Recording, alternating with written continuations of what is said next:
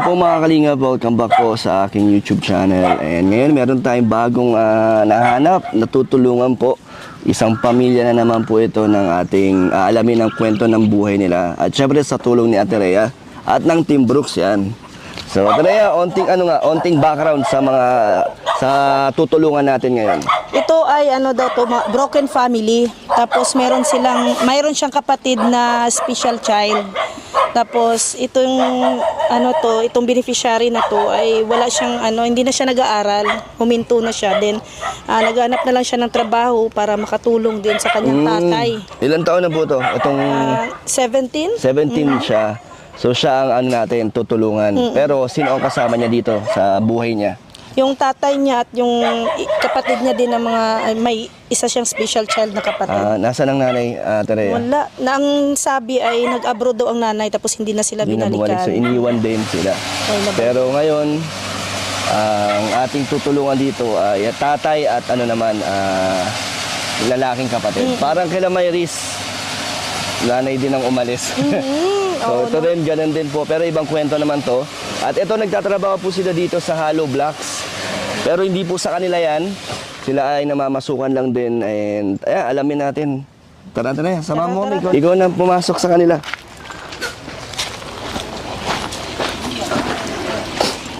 Ano talaga ang trabaho niya? Ito trabaho niya talaga nung bata. Kahit kung anong bakante na trabaho. Nung nakaraan daw, nagpapalay siya. Ngayon kasi wala na. Nagpapalay? Oo. Harvest.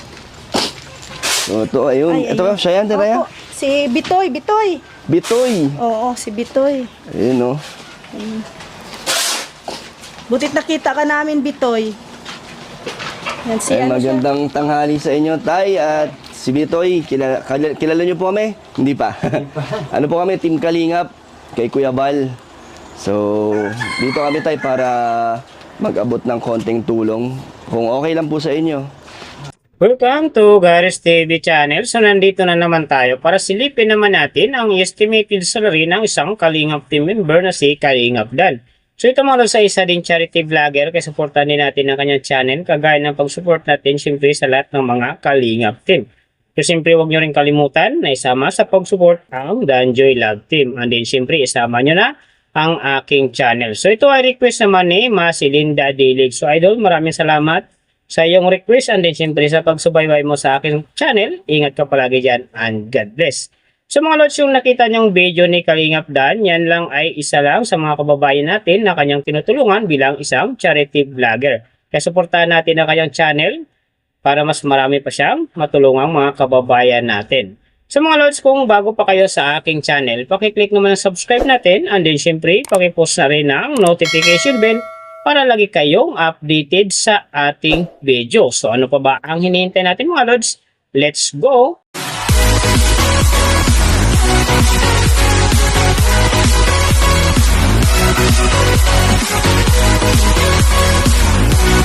So mga lods, si Kalingap Dan sa ngayon mayroon ng 414,000 na subscriber. And then mayroon na rin siyang upload videos na 1,000.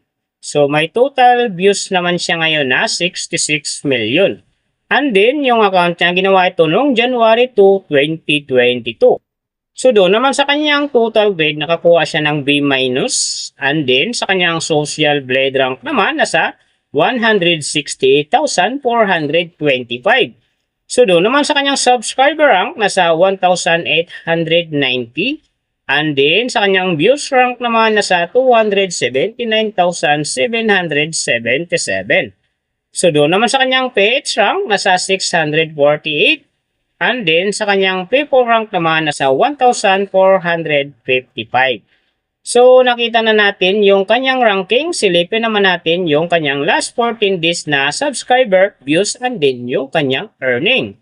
So, sa kanyang subscriber mga lods, nakakuha siya ng 4,000. And then, sa kanyang views naman, nakakuha siya ng 1.7M. So, doon naman sa kanyang last 14 days ng kanyang earning, sa kanyang low estimated, nakakuha siya ng $425. So, times natin sa 57, mayroon siyang 24,225. And then, sa kanyang last 14 days, high estimated naman ng kanyang earning, nakakuha siya ng $6,800.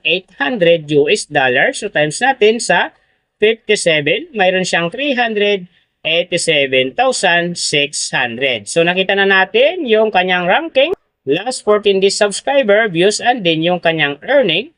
Silipin naman natin yung kanyang last 14 days daily summary from subscriber, views, and din yung kanyang earning.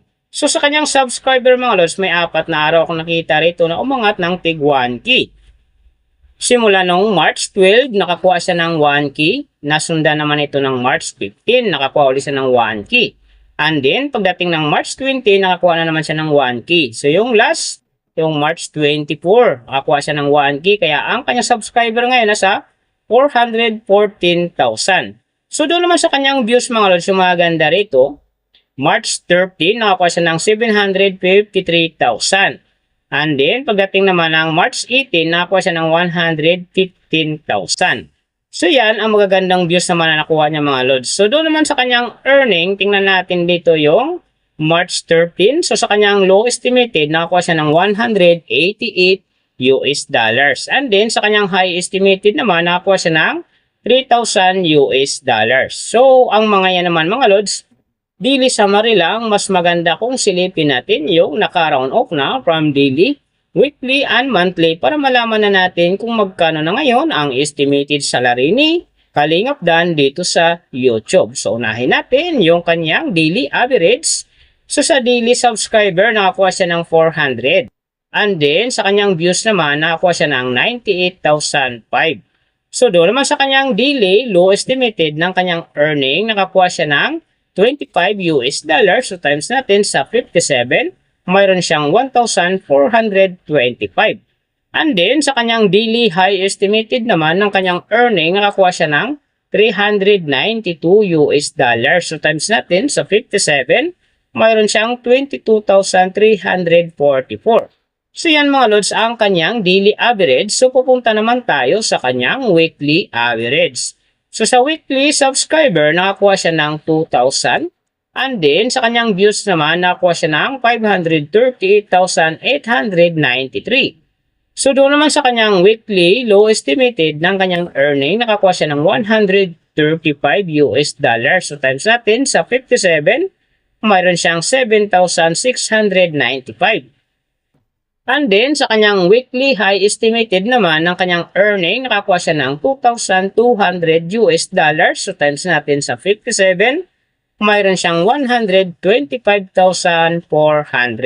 So, yan naman mga lods ang kanyang weekly average. So, pupunta naman tayo sa kanyang monthly average. So, sa monthly subscriber, nakakuha siya ng 12,000. And then, sa kanyang views naman, nakakuha siya ng 2,940,164. So, doon naman sa kanyang monthly, low estimated ng kanyang earning, nakakuha siya ng 735 US dollars. So, times natin sa 57, mayroon siyang 41,895.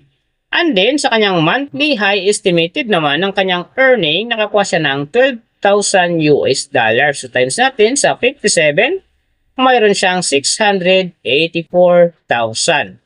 So, yan naman mga lods ang kanyang monthly average. And then, yung nababanggit ko rito or nakikita nyo is pawang estimated lamang yan. Nakabis lang tayo sa Social Blade website. Isang public website yan na kahit sino pwedeng mag-open para malaman kung magkano na ang estimated salary ng ating mga iniidolong YouTuber, vlogger, or influencer. And then mga lods, like kung sinasabi na laging natutupad dyan, yung low estimated kasi nga hindi talaga natin kayang i-demand sa ating mga viewers na huwag mag-skip ng ads. Pero pwede pa rin naman yan, maging times 2, times 3, or maging times 4 pa yan kapag ang isang vlogger nakapagpa-viral ng kanyang video. Pero simple mga lods, kung supporter ka ni Kalingap Dan, huwag ka na mag-skip ng ads dahil big help yan sa kanyang channel. And then syempre, sa mga kababayan natin na kanyang tinutulungan dahil siya ay isang charity vlogger. Pero siyempre mga lods, huwag nyo rin kalimutan na huwag na rin skip ang aking ads dahil big help niya sa aking channel and then siyempre sa aking mga personal na adikain. So mga lods, kung nagustuhan nyo ang video na to, pakiclick naman subscribe natin and then siyempre pakipost na rin ng notification bell para lagi kayong updated sa ating video. So big thank you sa lahat ng mga sumusuporta sa aking channel. Sa magsusupport pa lang, ingat kayo palagi and God bless. At sana gabayan kayo palagi ng Panginoon sa ginagawa nyo. araw-araw and din siyempre magtagumpay din kayo sa inyong mga pangarap. So hanggang dito na lang. See you on my next video.